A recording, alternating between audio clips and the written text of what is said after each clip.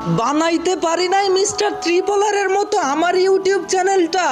হতে পারি নাই কাব্য ভয়ের মতো গেম পেলে দিয়ে আব্বা কেডা বলার মতো সাহসটা, না আমি সিজন 2 এর তালহা গেমিং এর মতো প্রতিটা ভিডিওতেই হাসানোর জন্য পাবো অ্যাওয়ার্ডটা, পারি না আমি স্নাইপার চালাইতে কুরুল গেমিং এর মতো, আমি এক নিরুপায় ইউটিউবার রিঙ্কু ভাইয়ের মতো,